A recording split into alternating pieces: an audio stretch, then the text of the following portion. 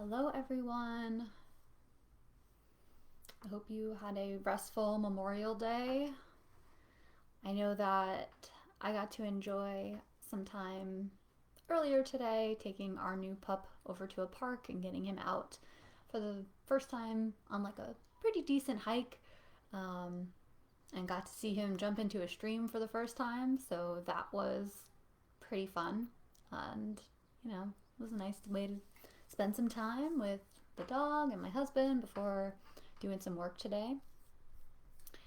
Um, I hope some people are able to join. I know a lot of people are probably spending time with their families right now, but hopefully we'll still get a lot of people jumping on the stream. I wanted to start out, on the topic of Memorial Day. Um, there's something I shared on Twitter this morning that I thought was pretty on point, and I thought that, maybe it would be good to actually share a bit of it here. So, what I had tweeted this morning was a piece from Howard Zinn, the American historian, entitled "Whom Will We Honor Memorial Day?" And so there's a few just opening paragraphs that I thought I'd share. It starts, "Memorial Day will be celebrated as usual, by high-speed collisions of automobiles and bodies strewn on highways and the sound of ambulance sirens throughout the land. It will also be celebrated by the display of flags, the sound of bugles and drums, by parades and speeches and unthinking applause. It will be celebrated by giant corporations which make guns, bombs, fighter planes, aircraft carriers, and an endless assortment of military junk, and which await the $100 billion in contracts to be approved soon by Congress and the President. There was a young woman in New Hampshire who refused to allow her husband, killed in Vietnam, to be given a military burial. She rejected the hollow ceremony ordered by those who sent him and 50,000 others to their deaths. Her courage should be cherished on Memorial Day. There were the B-52 pilots who refused to fly those last vicious raids of Nixon's and Kissinger's war. Have any of the great universities, so quick to give honorary degrees to God knows whom, thought to honor those men at this commencement time and on this Memorial Day? No politician who voted funds for war, no business contractor for the military, no general who ordered young men into battle, no FBI man who spied on anti-war activities should be invited to public ceremonies on this sacred day. Let the dead of past wars be honored. Let those who live pledge themselves never to embark on mass slaughter again." And I think that's perfect because, of course, what did we see today but tweets and Facebook messages and emails from all the same people who vote to put us into war or who benefit and profit off of that war. There were tweets, of course, from the top 3 largest military contractors, Lockheed Martin, Boeing, and Raytheon, all of which said some variation of, "With honor and respect, we remember the fallen," and "This Memorial Day, as the world navigates trying times, we pay tribute to America's fallen," and "Please join us in remembering those who sacrificed our freedom. For our freedom, they're our heroes." And these are the exact types of empty messages that we don't need on a day like today or on any day, when the military contractors who profit off of the loss of life to the tune of billions of dollars, they're not the ones who we should ever accept any sort of Memorial Day well wishes from. So I hope you take that to heart and really think about what this day actually means. It has become a day where we barbecue and spend time together, but I think it's incredibly important to remember that I believe the right way to remember Memorial Day and people whose lives have been lost to war is to actually fight for peace. So please make sure you're part of that fight on days like today and every single day. There's a few other things I want to talk about before we get into any questions, things that have kind of happened over the course of the last week since we last streamed. So one of those things is kind of near and dear to my heart as a bus rider in the city of Wilmington. If you are a Wilmington local, you might know that about, I want to say 2 years ago, the hub that was kind of set up at Rodney Square, where the buses would come and act as a transfer station where people could easily get off one bus and get on to the next, was basically taken away. Buses were redirected and rerouted, and the promise was, we're going to build a transit center in the city of Wilmington to make this, take this out of the center of the city and make it easier for transit riders to get off one bus and get on another. When that happened, there was, of course, investigation into what was really going on. There was evidence that some of the corporations and companies that sit around Rodney Square wanted the buses moved away for reasons of beautification and making claims that their employees were afraid to leave the building because of the buses being there. So there was quite a bit of pushback from the public and some organized groups who were trying to understand why this decision was actually made. Unfortunately, the decision was not rescinded, and just this past week or so, the transit center in Wilmington opened, and it's down near the Amtrak station. However, when it opened, we were also able to find out about what that deal actually looks like. What was planned was, and what we were told was coming, was a much different looking building than was actually constructed, much nicer looking and more modern looking. And it ended up seemingly like the project sort of got cut, and what ended up happening is that the state spent a total of $10 million to build this transit hub. It has parking levels on the top, and the first floor will be for buses to come in and act as the transit center that we need. However, it has been structured as a public-private partnership. And if you are not skeptical of the partnerships that come from those three words, then maybe this will make you be. Because typically, they end up being very beneficial for the private side and not so much for the public side, and I fear that's what's happening with this one. So, as I said, the state spends $10 million to create this transit hub.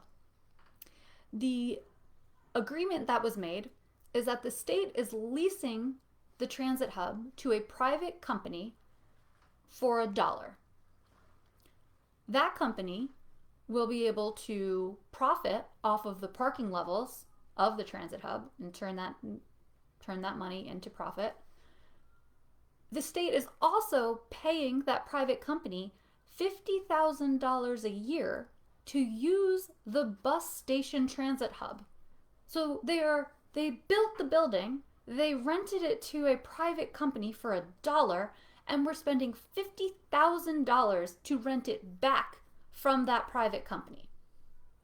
And I think this deal is a perfect example of how government works to funnel our public money into the hands and the pockets of private companies. We essentially spent $10 million to create an asset that's going to generate profit for a private company, and we still have to pay to use it ourselves. So these are the types of things that have become increasingly frustrating as it seems like government tries to find a way to offload maybe ownership and servicing of these things, but it does so by driving the dollars into the hands of private companies. So this is a real bummer of a deal, not only because we didn't want the buses moved off of Rodney Square in the first place, but now it's a kind of second slap in the face to see that our dollars are being used in this way. Another thing to kind of hit on that has happened since we last talked, before I move on, I want to hit on the fact that this is another reason that we need fully accessible private or publicly funded transit systems. Like, we should not be taking the asset of a transit system and handing it over to a private company. That's something that is valuable to a city and a state and a country, and it's something that should not just be given away. And I think that's the real point that I want to make sure comes through there, is that we created an asset, and then we are handing that asset over and then forcing to be paid to use it on top of that. So one more thing to hit on before we get to some questions. We've talked about the poultry processing plants in our state quite a bit. We've talked about Mount Air, which is one of the companies that runs one of those plants. Last week it came to light that workers at the Mount Air plant actually filed a complaint with the NLRB, the Labor Relations Board, saying that they were forced into meetings by management, into meetings where social distancing was not respected. And they were actually meetings that were intended to be persuasive meetings, anti-union persuasive meetings, ahead of a vote that is coming up to actually decertify the union at that plant. That is not allowed. The company is not allowed to take coercive actions or say coercive things. They are not allowed to assist in or encourage the decertification of a union. And the fact that they also did this while there have been coronavirus outbreaks at their plant, and they did it without ensuring that people could be safely distanced from one another, is yet another example of how this company in particular, and so many companies, have taken action, union busting actions, in an attempt to break the power of their workers. On top of that complaint, and this one is almost more sinister in a lot of ways, the employees and their union alleged that their wages were garnished for the personal protective equipment that was required to do their job. So Mount Air would provide them with masks and aprons and gloves and the things they needed to try to keep themselves safe. And then when they would get their paycheck, they would see that docked from their pay. While they were given that equipment, they are still working too closely together. They are unable to socially distance properly in their workspaces. And so on top of that, not only are you losing your wages, but you're continuing to be put into danger by this company. And I want to remind everyone that this is a company that makes $2 billion a year. They should not be docking the wages of hourly workers for the equipment that's necessary to make them that $2 billion. It's inexcusable. We need to stand with these workers and support them and ensure that their pay is returned to them and they are made whole. All right. Those are some of my intro items. We've got some questions that came in some came in last week after I ended the stream, so I want to get to those. And some came in that are just offline that people sent over, so we'll talk through those. The first one is, where do you stand on LGBTQ issues? So I believe that our federal government has to be doing a lot more to protect LGBTQIA plus folks, particularly from discrimination in the systems and institutions that exist in our country. I think a lot of people kind of saw marriage equality as the big fight, but the experience of LGBTQ people goes far beyond that, and that is not the only fight that we should be fighting. Problems that we all face are felt a lot harder by people in the LGBTQIA community. So when we talk about being unable to afford medical care, housing insecurity, mass incarceration, these things, again, disproportionately impact people in the queer community. I believe that we have to strengthen our federal anti-discrimination laws and the enforcement of those laws. I've talked about this a few times, but when we have laws on the books, but we don't have people to enforce those laws, they go unenforced. And people need to be guaranteed representation in ensuring that they aren't discriminated against, because a law that's there to protect you without enforcement or without your ability to enact the actual change or bring someone to court is basically the law that doesn't exist. It might be on the books, but there's nothing you can do to use it. So I believe we need to strengthen anti-discrimination and enforcement. I believe we have to guarantee every single person's basic needs are met. And on top of that, ensure that there's targeted support for LGBT people. An example of that is that we see higher rates of homelessness and things like depression in queer youth. If they come out or they're found out, sometimes by their families, they are kicked out. And when we don't have a housing guarantee, those are kids who end up on the street and end up in situations and losing any stability in their lives. I believe that we absolutely have to ban conversion therapy at a federal level and ensure that things like gender affirming surgery are covered by Medicare for All. There's some other things that we can also do by ensuring that gender and gender identity and sexual orientation are protected classes under our federal anti-discrimination laws. That would extend to Fair Housing Act, so that people who are LGBT cannot be discriminated against by landlords in housing.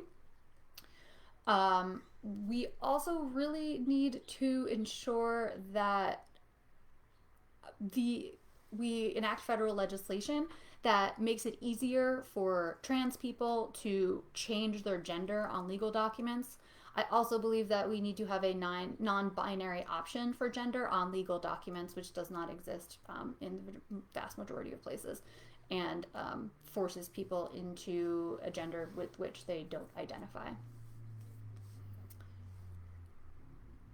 And another piece there is when it comes to incarceration. You know, I am for decarceration and I'm for moving away from punitive justice systems, but until we get there, I do think it's incredibly important that when people are detained, that we ensure particularly transgender people are housed in accordance with their gender identity, not forced into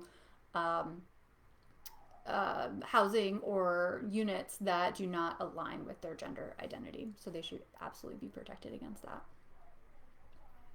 Another question that came in was, what's your position on cannabis?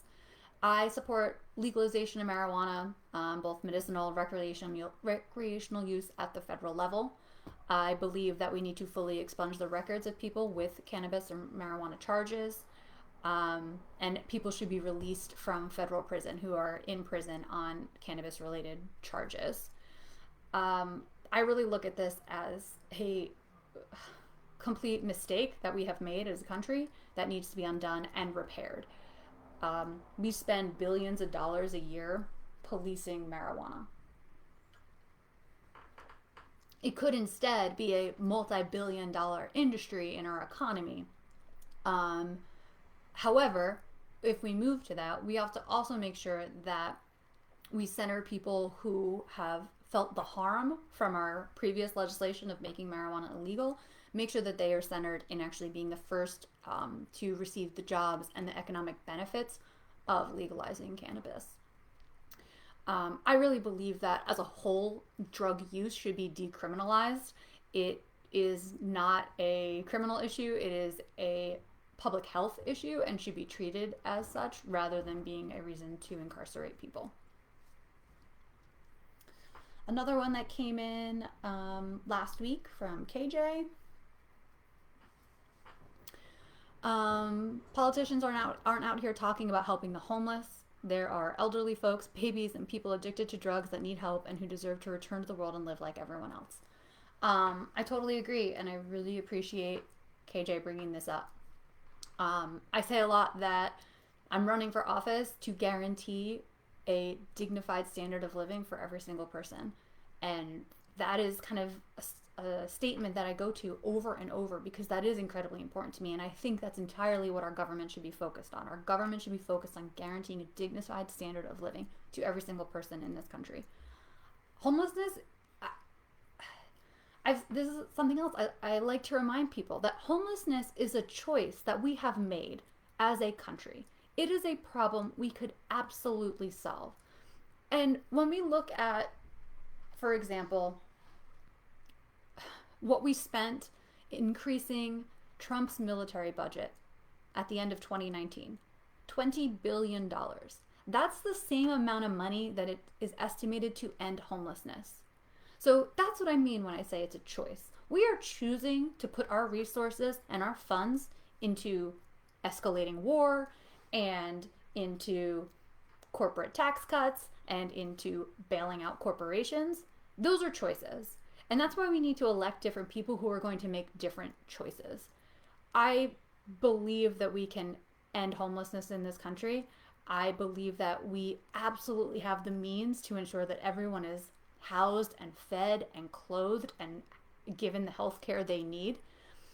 But right now, we don't have people in place who are going to pass those policies. And that's a big reason I'm running. I think that particularly with homelessness and the place where it intersects with addiction, we have to change, I think, the way that we think about restricting access to housing when people are addicted or dealing with addiction. Right now, there's a lot of places where you can't get housing if you can't prove that you aren't using drugs. But what we fail to realize when we do things like that is that housing often is enough to stabilize someone's life that they can stop using drugs. Those things are interconnected. So depriving someone of housing because of drug use actually can perpetuate that drug use rather than allowing them to get that stability in their life that will help them get rid of that habit and kick that addiction. So I really think it's important that we recognize that these things aren't, they can't be siloed issues. Housing influences addiction. Ability to get a job that's well paying that you can survive on influences addiction. All of these things are incredibly interconnected, and we can't be working on one without focusing on the other.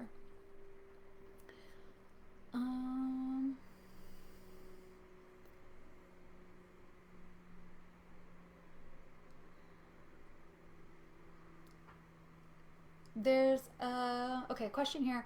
As our senator, will you request our local officials to reevaluate the UI trust fund system in a way where economy is growing, the trust funds properly funded? We are currently looking at using half the CARES Act money and requesting Newcastle County give up some to pay for the state to borrow. Yeah, so the question is about our unemployment trust fund. So each state has a fund that's meant to be there for unemployment. And one issue that we are running into in Delaware is that we were already sort of below the line of preparedness when it came to our unemployment fund before this crisis hit.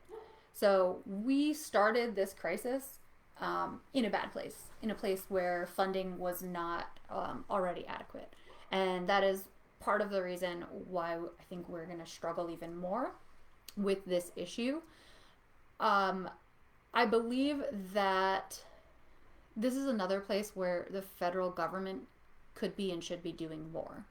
You know, I believe with the CARES Act, the extra $600 that the federal government is backing to bolster unemployment insurance, there's no reason why something like that can't be permanent.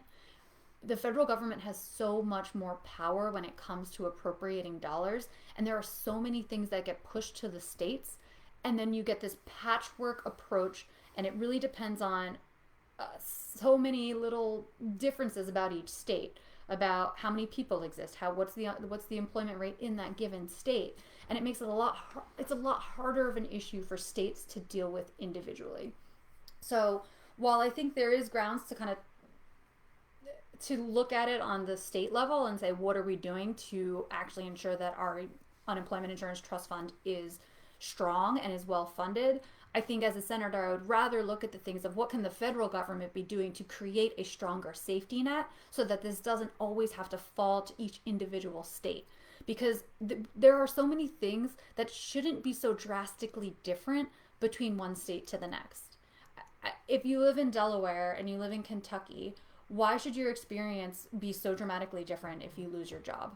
Like, there's not really a reason, I think, to have things like social safety net be that different from, across border lines like that. These are things that I really think we should be looking at as a nation and saying, what is the safety net that we are going to provide people as a foundation to ensure that they can jump off of that and live the dignified life that we believe that they should have, and how can we make sure that that doesn't change when you move from one state to the next. So that's where I think I would focus on an issue like that. All right, let me find another question here. All right, Michelle asked, what will you do to ensure the rights of unionized workers?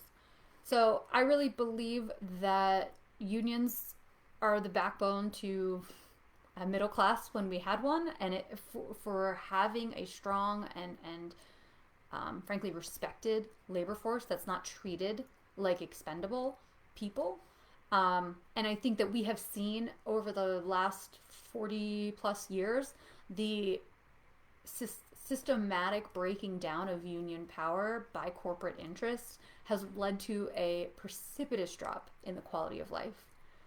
As unions have declined, wealth inequality has increased. As unions have declined, the difference between CEO pay and the median workers' pay has grown above 300 times. And we recognize that unions are the reason that a lot of people had good lives. So I believe that we, first of all, need the ability to have more people join a union. I would support legislation such as card check, which allows people to unionize more easily, to promote workplace democracy and ensure that we get more unions in more workplaces. I believe that we need to repeal Taft-Hartley. That makes it harder for unions to take certain actions that actually give them power. I also would vote against, I would vote to ban right to work legislation at a federal level. Right to work is a wonderful phrase that has a completely different meaning than what it sounds like, and it has also been used to break down the power that unions hold. So I would be looking to ban right to work at a federal level. I think that the other thing is how, again, I talk about a lot about how do you use the power and the platform of a Senate seat. And one of the ways I think I would be using that power differently than our current senator is by lifting up the organizers and activists that work in labor and ensuring that they are able to use that platform to spread more of the stories about workers' experiences. I think that's something else that, particularly through this coronavirus pandemic and in the last month or so, we've seen so many stories in the media about reopen protests. People who want to get back out there and get on the beach and get into whatever shops and restaurants. But we've heard so few stories about the workers who have been working through this pandemic, who've been putting their lives in jeopardy to keep us able to go to the grocery store or keep us able to go to the hospital when we, forbid, contract coronavirus. So I think there's a real opportunity to be a better partner to labor and lend that platform to them to help spread the experience of workers. Because I think that what ends up happening to a lot of workers who aren't unionized in particular is that when you lack that solidarity, you can feel like you're experiencing everything by yourself. You can feel like you're experiencing everything alone, and that this isn't happening to anyone else. This is only happening to me, and I don't really know how to make a difference or how to fight back against it. So I think that when you share those stories, you can actually build solidarity across people, not even in necessarily the same workplace, but if there is someone who's experiencing a situation in their workplace and they're able to hear that someone else is having that same experience, it makes them realize that the fault is not with them. And it makes them realize that there's someone else going through this too. And maybe I can bring them into the fold to help me fight back against it. And I think that's the type of work that, and the type of space that I would want to do and make.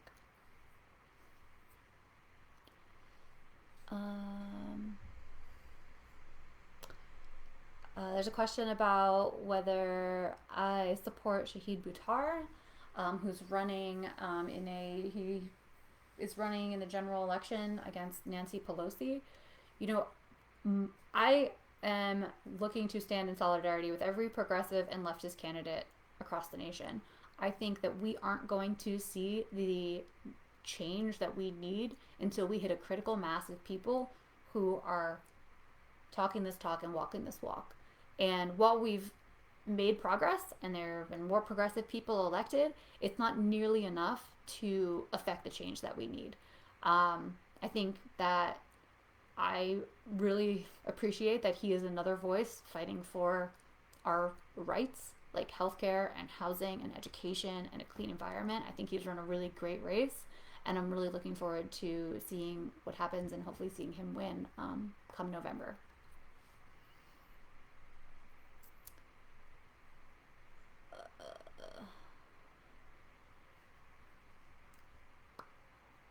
All right, so Deidre asked a question, said, recently received a medical bill for over $200. I am on Medicare. Please explain why Medicaid recipients pay nothing and people receiving Medicare have one income get bills such as this. Yeah, this is incredibly frustrating. And I think you have every right to be upset with this. This is what we get when we have a healthcare system that is centered on making profits over supporting people and getting people healthy and making sure they stay healthy. I mean, bills that just show up and you have no idea what they're for or why they came to your door are one of the biggest complaints that we hear from people about our current healthcare system. And when we see through the fact that healthcare is a right, these things will stop. And that's why I think it's incredibly important to constantly remind people that healthcare is a right. It is not something to be profited off of. We need Medicare for All, which will be a single payer system that covers people with no premiums or deductibles or copays and no surprise bills that show up later. I'm sure you've heard this, but this exists in many other nations across the world. It's not unfathomable. But what's important to note about sort of what Deidre is saying is that while we talk about Medicare for All, we're not talking exactly about Medicare in its current form and the way that it currently exists. Because there are, even if you're not on Medicare, you've probably heard about, Medicare Part D and Part B and all these different pieces of it. Medicare is not as comprehensive right now as it actually would be if we enacted Medicare for All. So you don't get the full quote-unquote coverage that we actually would be pushing for with Medicare for All with current Medicare.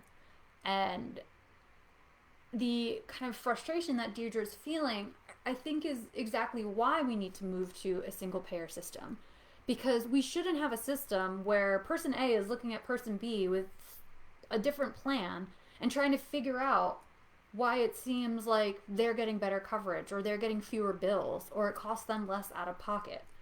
It creates this dynamic that's almost competitive and breeds anger for completely no reason. So when we move toward Medicare for All, we're talking about a system that's, as I said, comprehensive.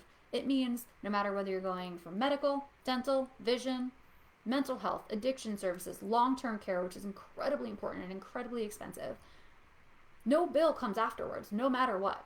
The bills do not come. Prescriptions, that's something else that kind of gets left out. We would be looking at how do you rein in the cost of prescriptions and limit the cost of what a person may have to pay for a prescription in a given month. So I completely understand where Deidre's anger is coming from. But I think we have to make sure that we're not looking at, it's not about the recipients of Medicaid getting better coverage. It's about the for-profit companies that make the decisions about the care we get and how much it costs or whether we get it at all. That's really where we have to direct our anger. And we need to direct it at the people who are in power right now, who are elected to lead us, who are refusing to hear us when we say we want Medicare for all. We want a single payer system. The latest numbers I saw said something like 70% of Americans, not by party, not broken down by people who are progressive or conservative, 70% of Americans support Medicare for all. So that's where the anger should be. The anger should be directed at the people who take the money from pharmaceutical companies and health insurance companies, who stand in the way of the progress that we need to ensure that people like Deidre don't get those random $200 bills that they can't afford to pay and weren't expecting to have to pay. All right, next question.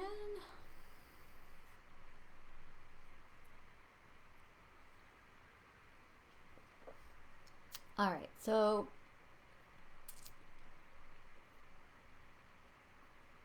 Kyler asks, I think you definitely have the moral argument on all of the issues. Even moderates probably agree. But how will you go beyond moralistic arguments to win over moderates? Sometimes I get kind of tripped up on the word moderate. And what that means. Because I think that word gets thrown around a lot without any clear meaning. And I think the same thing goes for people who say like, oh, centrists.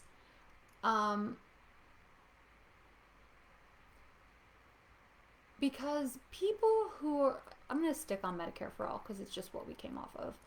People who are opposing Medicare for all don't hold the quote-unquote moderate position. They don't hold the quote-unquote pragmatic position. When we're talking about healthcare, we're talking about not only what it costs our country and all of us, we're also talking about people's lives. And if the position you hold is that you're okay with a system that causes 68,000 people to die every year needlessly, I don't believe that's a moderate position. I think that is a pretty extreme position, frankly. And when you hold the position that we should continue to spend more on our current healthcare system rather than save the $450 billion that moving to Medicare for all would save us, that's not moderate. That's another extreme position. It's far more pragmatic to save $450 billion. So I react a little kind of, with frustration to a term like moderate, because I think we've allowed people to get away with saying they hold moderate views when in reality they really don't. I think that we really have to think about what it costs us to not do these things, particularly when it comes to things like environment and climate change and education and healthcare. When we don't spend money on these things, how much are we losing? How much are we holding ourselves back? Like when we talk about climate change and you take a position that simply putting a price on carbon will solve our problems, which is Chris Coons' position, that we put a price on carbon, a position that he likes to tout as having the approval of Republican CEOs, as if that makes it good. We know that a price on carbon is not nearly enough. And when you're talking about a state like Delaware, which has the possibility of losing 10% of its landmass to things like rising sea levels in a generation, how is it moderate to say, let's nibble around the edges, let's take baby steps? That's not moderate to say that people who live at the beach or people who live in low-lying areas should lose the land that they live on. It's not moderate to say that the farmers who are already losing their farmland to seawater should deal with that.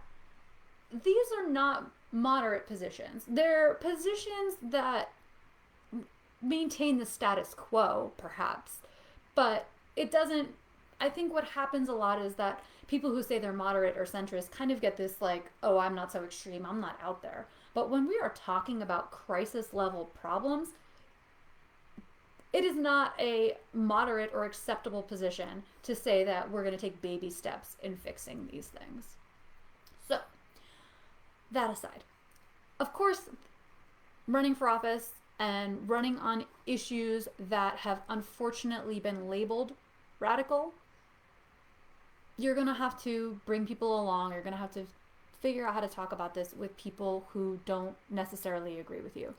And that's part of the process, and I have no problem doing that. And this is why we have a campaign that is really centered on having one-on-one conversations with voters.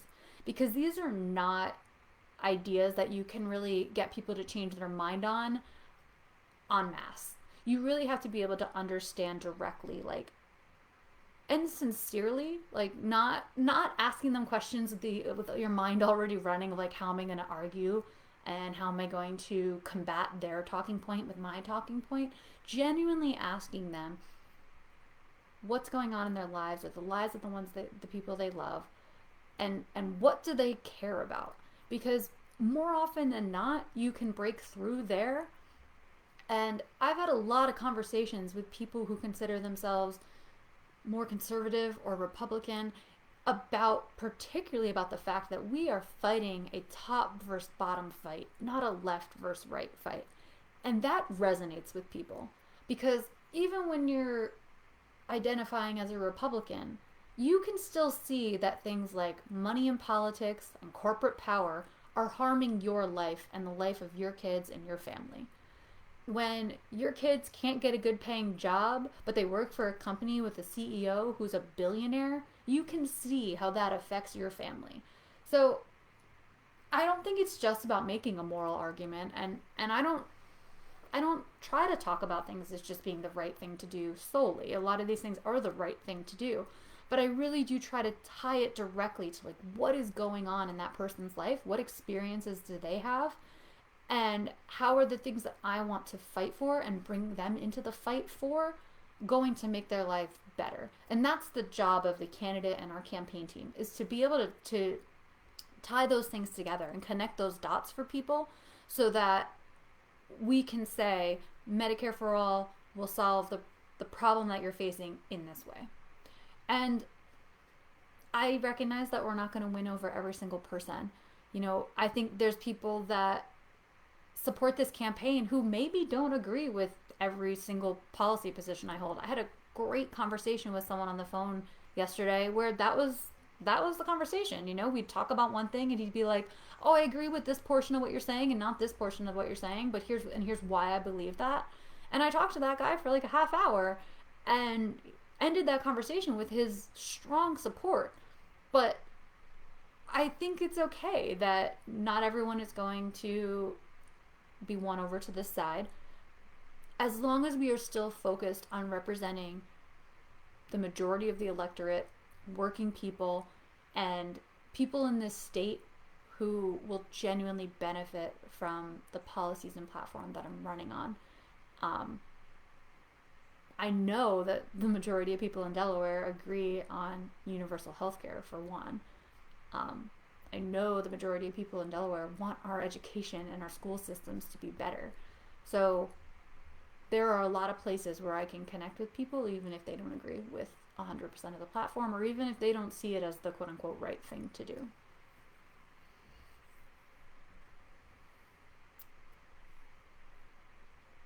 All right. So Sarah asks a question, what are your plans for raising Delaware's low minimum wage?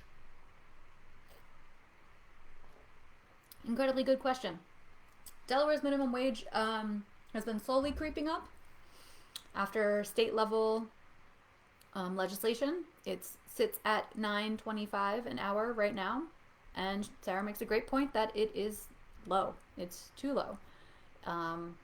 The cost of a median one-bedroom apartment in our state requires you to work or to make $18 an hour to be able to afford that apartment comfortably. And that means to be able to pay 30% or less of your income on your rent. That's the standard for the housing wage, as it's called. So our minimum wage is about half of what it actually takes to rent an apartment in our state. So we know that we have people who are working jobs that do not guarantee them the ability to pay for housing. We also have what's called a training or a youth wage in the state, which I think absolutely needs to be abolished. It is a wage that allows employers to pay people who are new to jobs, so I believe it's within the first 90 days of the job, or people who are teens, a lower wage than other people doing the same work. I think that is abhorrent. I think that particularly the teen wage completely misses the reasons why a lot of teens work. I think it comes from a really privileged point of view that says teens are probably working so that they can, maybe put some gas in their car or hang out with their friends or buy video games, rather than recognizing that a whole lot of teens work to support their family, to help their parents pay rent, to pay for their own food, or to support children of their own.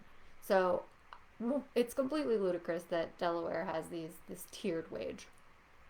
That aside, I support a minimum $15 an hour wage enacted at a federal level. So that would be almost more than doubling our current federal minimum wage to $15 an hour. However, we need to actually continue working toward a livable wage and a living wage. So I believe that needs to be tied to inflation, because we can't keep having this fight over and over. We can't keep letting the minimum wage stagnate and leave people behind when we know that consumer prices go up, inflation goes up, and those dollars become less valuable. So we can't get ourselves in a situation again where we haven't raised the minimum wage for more than a decade. So that's why I believe that we need to tie it to an index that will continue to increase it as cost of living increases.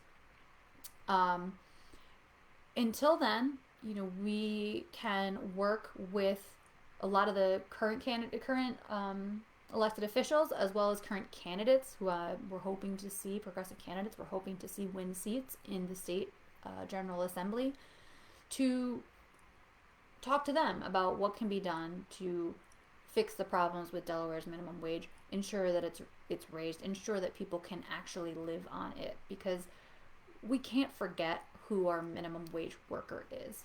Like I said before, a lot of people like to think that it is a teenager just trying to get some extra spending money, and it's really not. It's often a woman of color in her 20s or 30s and who's trying to support a family or trying to support herself, and often ends up at the end of the month without enough to really get by.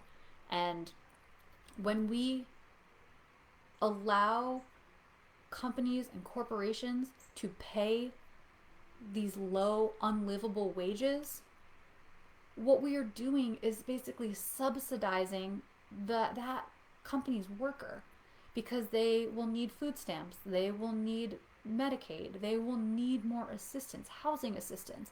So we are taking the burden off of the employer and saying, sure, you can abuse that person for their labor. Your CEO can make all the money in the world that they would never be able to spend in a lifetime, and we'll pick up the slack to ensure that that person survives.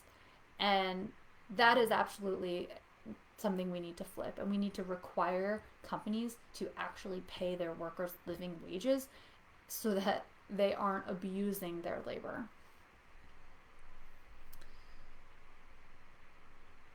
All right.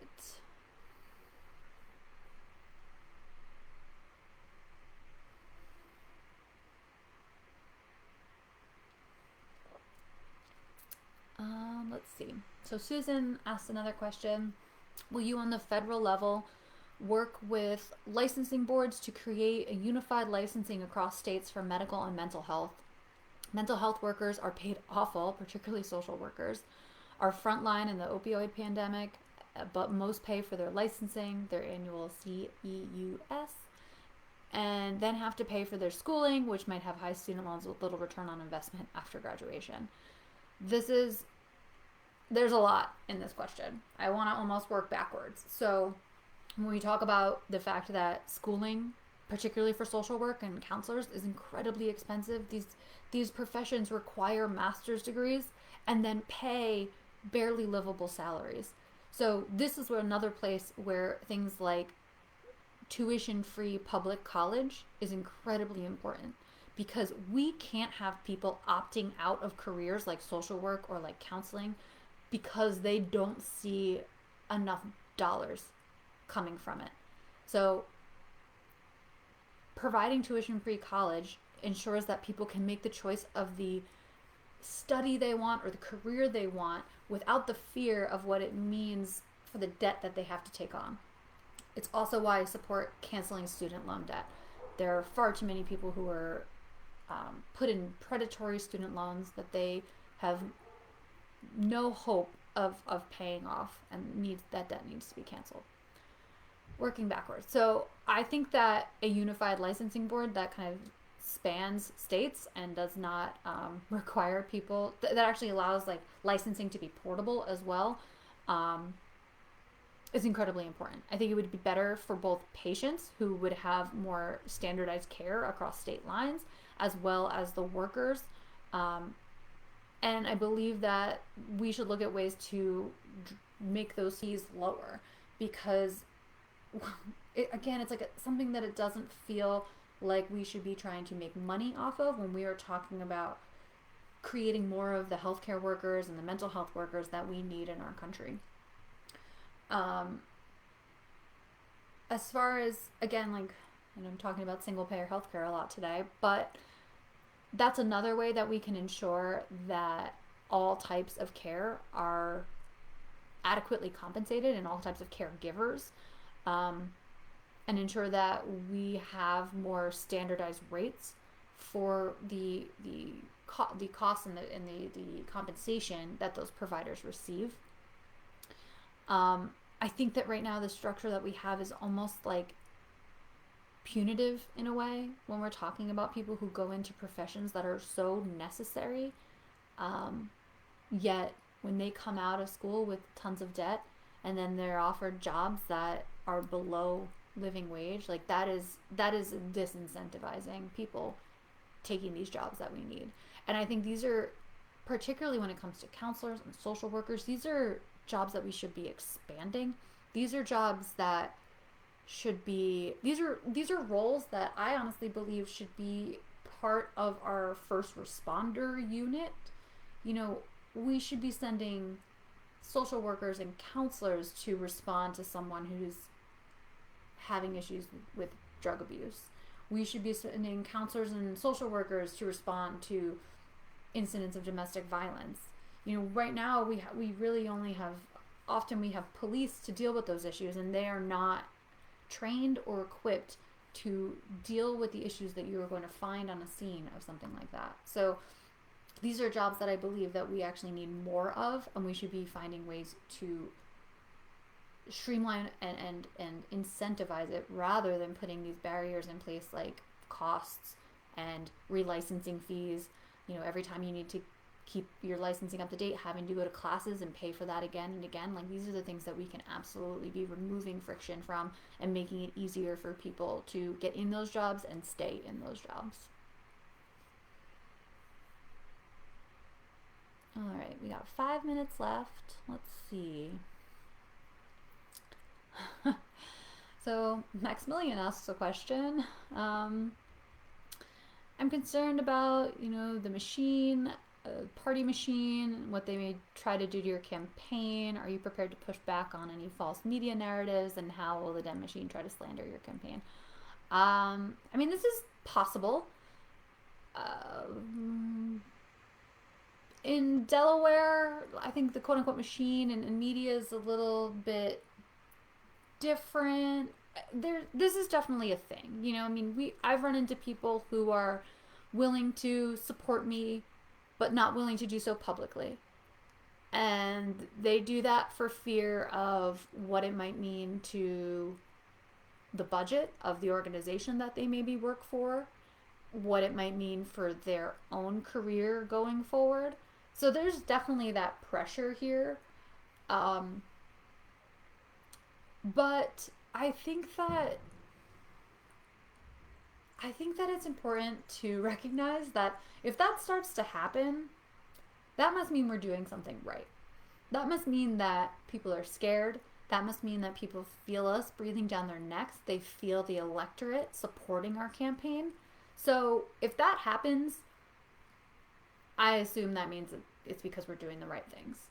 And I will say that it's not that I would be necessarily afraid or unprepared to push back, but I do think that it's incredibly important in your campaign to continue to own the message and the communication of that campaign, and to not get in a place where you are fending off attacks and constantly backpedaling and trying to have conversations that aren't advancing your messaging and your platform.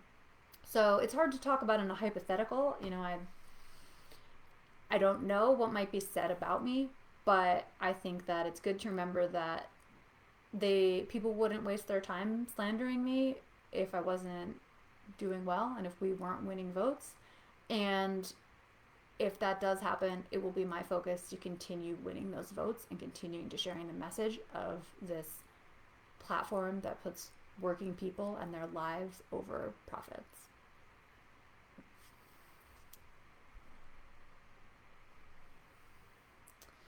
All right, so here's, I think, one last one we could get to. Moderate liberals are not listening or analyzing. My brother says his health insurance is better than Medicare for all, and he'd have to wait longer to see a doctor under Medicare for all. My friend just said socialism. The brainwashing is discouraging. And on top of that, if you think the voting machines weren't corrupted, then maybe there's some naivety there. We need to be smarter and to address moderates who fear change. Yeah, I think this is a fair fear. Like, there's going to be pushback to an agenda that centers working people and low-income people because it is different than the status quo. And status quo is comfortable for a lot of people. And a lot of people have a bit of fear about what might happen to them if that status quo is changed. And I think that's what we have to just constantly talk about. I think it's good to remind people that, someone I work with needed to see a specialist, and in our current system, they had to wait 3 to 4 months to get that appointment. If I call my dentist to make an appointment, it takes 6 months to get into my dentist. You're not going to wait to see an emergency room. You're probably not going to wait to see, a general practitioner. But you already wait to see doctors right now in our current system. And then after you wait, 90 days later, a bill shows up that you don't really know exactly what it's for. And you have to pay it, as it's received. You don't have any time to figure out whether it's adequate and accurate. And if you did want to do that, you have to spend your time calling a doctor, calling an insurance company, figuring out where this bill is coming from and what it's about. These are all things that go away under Medicare for all. So, yes, I understand that people fear this idea of change, but there are models to follow from all over the world, and we are not talking right now about a complete takeover or nationalization. We are talking about taking middlemen who serve only to profit off of our premiums and ration the care that we receive out of the equation. So if your brother thinks that his health insurance is good, it might be, but I doubt that he's gone to the doctor and left the doctor without a bill showing up 3 months later. I doubt that he can go to the emergency room without a $3,000 bill showing up. I doubt that he can get a surgery that he may need to save his life without a bill showing up. And that's the system we're talking about. People who have good insurance still have problems actually getting the care they need. I had posted a video last week about my experience with that. I have good insurance, But my insurer told me I was able to only get half of the sessions that my doctor prescribed. These things happen every day with good insurance. So I think the way that we try to break through these things is kind of going back to what I was talking about before. Like, try to have that specific experience. Is there something in your brother's life where you can remind him? Like, sure, you went to the doctor, but don't you remember when it cost you $3,000 to go to the emergency room? Don't you remember when XYZ thing happened? That's the type of thing we would be getting rid of. You know, we're not, and what about the time that, again, these are all hypothetical, but you went to the doctor and because the doctor who was on call that day, who saw you, wasn't in your network, you got charged double.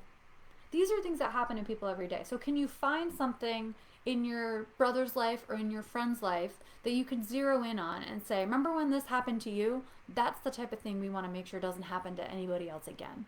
And that's the way that I think we can try to chip away. But you're right. People have heard messaging for years about how this isn't possible and how it will ruin our country and it will bankrupt us. Those are all things that are wrong. They're conservative talking points. They're talking points that have been put forward by the insurance companies themselves. And it's really about, like, again, finding those personal stories that you can connect with and try to remind them that you did have good insurance, but this still happened to you. And that's the exact thing that we want to make sure that never happens again. So I think that's it. I'll wrap up by just saying that, thank you all for joining us. And these are some great questions. I wasn't sure how many people we'd have on Memorial Day, so I really appreciate so much engagement. Our campaign has been phone banking every single day to check in on Delawareans during the COVID pandemic. We have been connecting people to food and unemployment resources and supplier resources and just talking to them about, frankly, these same issues that we discussed today and talking to them about how we can make a better future together. So if you're able, and we would love to have more volunteers mean more calls that we can get through. So please go to justfordelaware.com/volunteer to sign up. If you're able to make a donation, please go to justfordelaware.com/donate and make a donation to our campaign to continue powering those phone banks. And if you're around on Saturday at 6 p.m., my team and I will be playing our second round of Dungeons & Dragons. We'll be continuing the campaign that we started a few weeks ago. It will be live streamed on Twitch, twitch.tv/Jessica_Scarane. We'll be linking to it and sharing info there. But it's real fun. It's an opportunity to see us just hang out. Can ask questions in the Twitch stream that I will try to answer, even though I'll be very focused on the game. And then, come prepared to make some donations because you're able to actually, either help or thwart our efforts by making donations that give us benefits in the game or curse us in the game. And it's a lot of fun. Even if you missed the first one, I admit we didn't get that far because we were all kind of learning how to do it. So you could pick up in the second one and feel like you didn't miss anything. So thanks so much for joining. I hope we'll see you there. Have a great week, and we'll be back next Monday. Bye.